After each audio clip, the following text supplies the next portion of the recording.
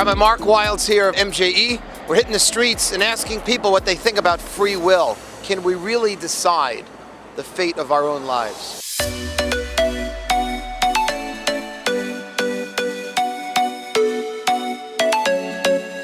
Do you believe in free will? That the decisions that you and I make actually matter? And that this whole world isn't just some sort of play that's already been scripted and we're just playing the part? Well, of course that the decision that you take matters. It changes the course of your life, first of all, and the course of the life of the people around you. Of course I believe in free will. I would definitely say that I believe in free will. That's one thing that God gave us, was free will.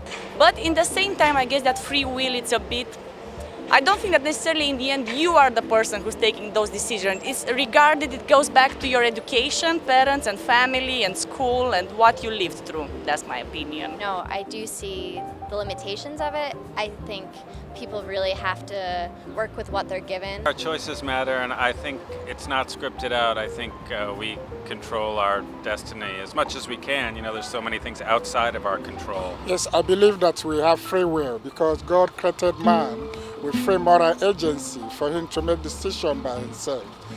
Our patterns of life is not marked by God. It depends upon what we decide at each occasion.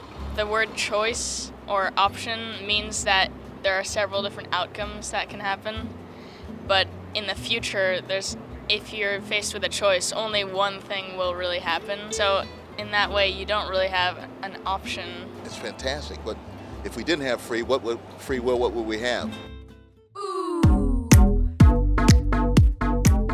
Studying is always an occasion for a little l'chaim.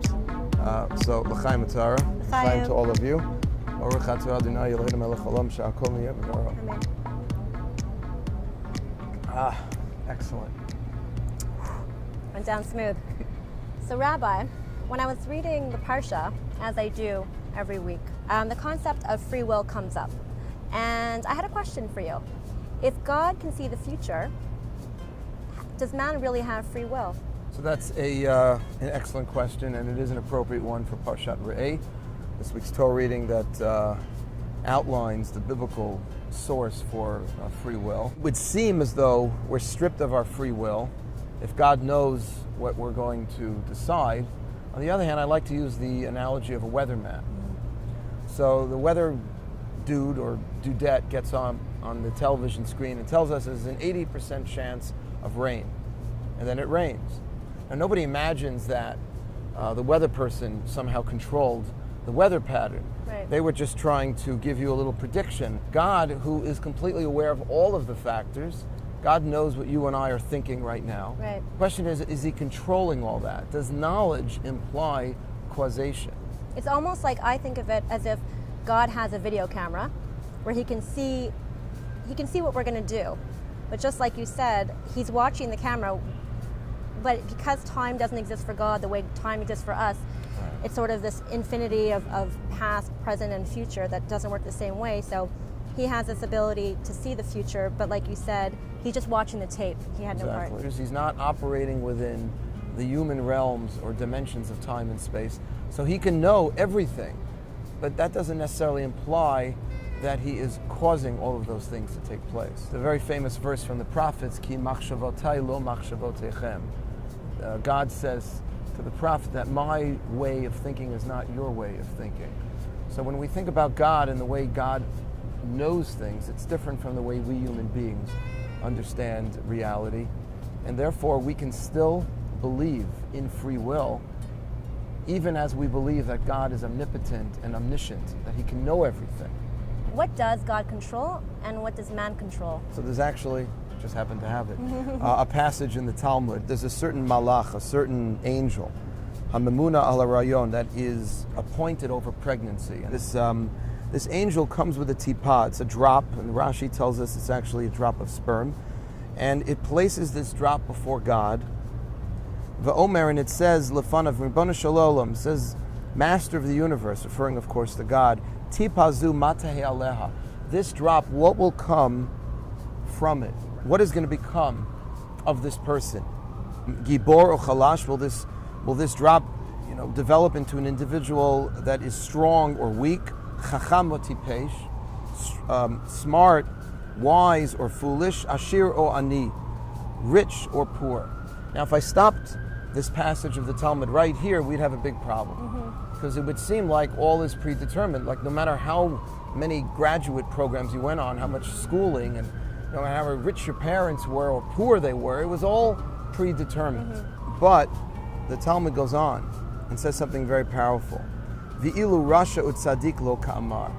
Talmud says that the angel never asks God whether this person will become a rasha, a wicked person, or a tzaddik, or a righteous person. And he quotes the great sage Rabbi Chanina, Da'amar Rabbi Chanina, Kol bidei shemayim chutz mirat shemayim. Everything is in God's hands except for the fear of God. Very strange. How much money we make,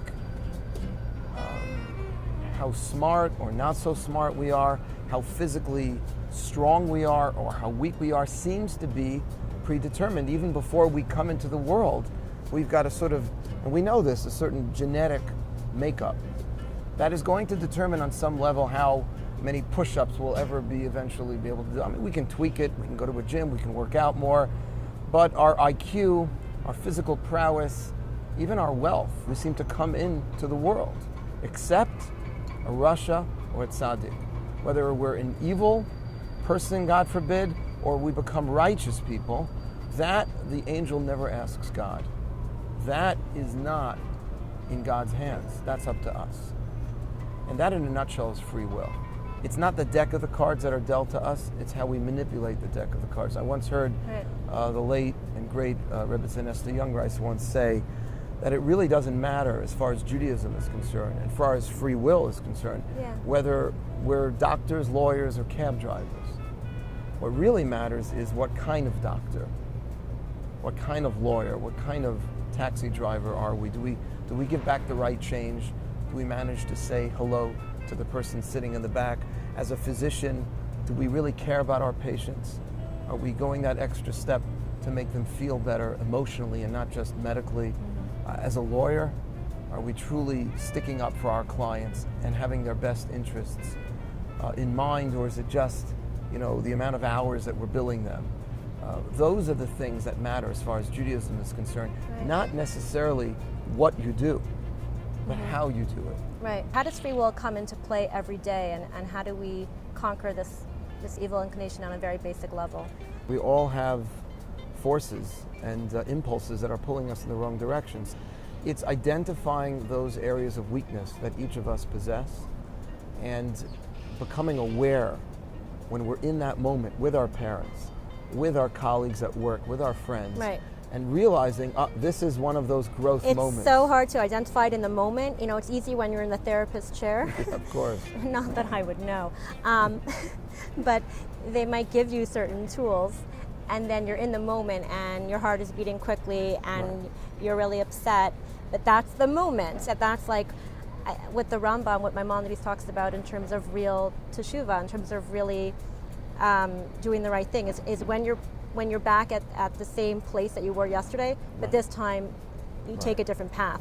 We have this conflict within us, and sometimes it's sort of like whichever one you feed more, really. We have to push ourselves to feed the good inclination so that it grows stronger and stronger, and the bad inclination gets weaker and weaker. Yeah, Judaism has a very optimistic view. We believe that through the right teachers, friends, colleagues, and influencers who have the proper value system, which we believe is expressed in the Torah, that we can do better.